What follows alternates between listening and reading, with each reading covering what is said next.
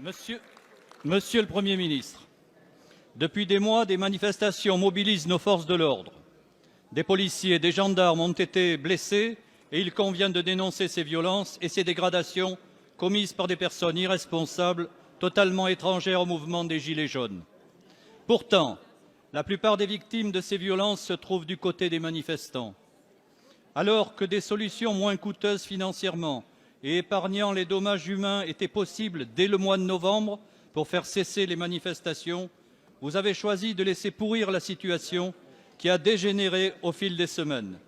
Cela a suscité de l'exaspération, du désespoir et une véritable hécatombe dont vous portez l'entière responsabilité par votre gestion calamiteuse du maintien de l'ordre. Vous avez même généré une nouvelle catégorie de citoyens qui s'appellent eux-mêmes les mutilés pour l'exemple et qui font partie des centaines de blessés, parmi lesquels 24 éborgnés, des mains arrachées, des organes mutilés. Les Gilets jaunes ont payé un lourd tribut pour la défense de la justice sociale et l'amélioration du pouvoir d'achat des Françaises et des Français. Ils ne sont pas d'obscures statistiques, mais des citoyens dont les existences sont détruites par une violence qui aurait dû être évitée. Ils dénoncent l'utilisation des LBD et des grenades explosives, mais derrière les tirs, il y a des ordres qui viennent du plus haut niveau de l'État.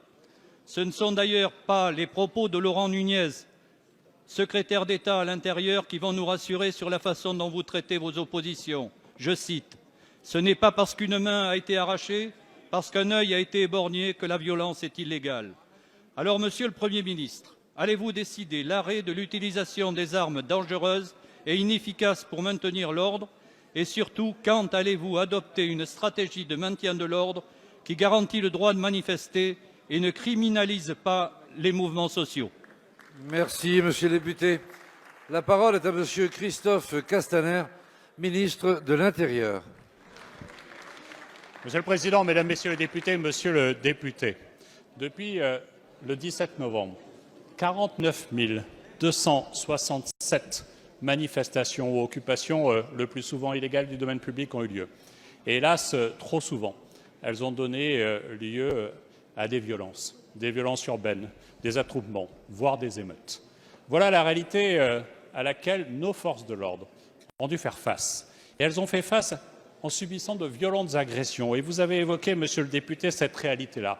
Et elles ont fait face en gardant leur sang-froid. Contrairement à vous, Monsieur le député, je soutiens les forces de l'ordre et je ne rajoute pas un « mais ».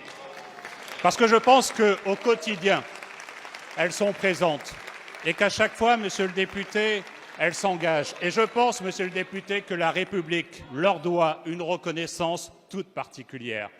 Il n'y a pas eu une majorité, comme vous l'avez dit, de blessés seulement chez les Gilets jaunes. Et contrairement à vous, Monsieur le député, je ne fais pas la différence. Un blessé, qu'il porte un gilet jaune ou qu'il ait un képi bleu, est toujours un blessé trop. C'est cela la réalité. Et près de 1815 policiers, gendarmes et sapeurs-pompiers engagés dans la gestion des manifestations ont été blessés. Monsieur le député, vous le savez, les forces de l'ordre peuvent avoir un recours légitime à la force. C'est jamais dans la volonté de blesser, c'est toujours face à un contexte particulier. Et le secrétaire d'État a rappelé qu'effectivement, contrairement aux manifestants qui utilisent la force de façon illégitime, la responsabilité de nos forces est de pouvoir l'utiliser, elles, de façon légitime. Mais elles doivent le faire selon un cadre d'emploi. Monsieur le député, vous évoquez le LBD. Permettez-moi de vous rappeler qu'il est en usage au sein de nos forces de sécurité depuis 2008. Voilà la réalité à laquelle nous sommes confrontés et vous semblez le découvrir.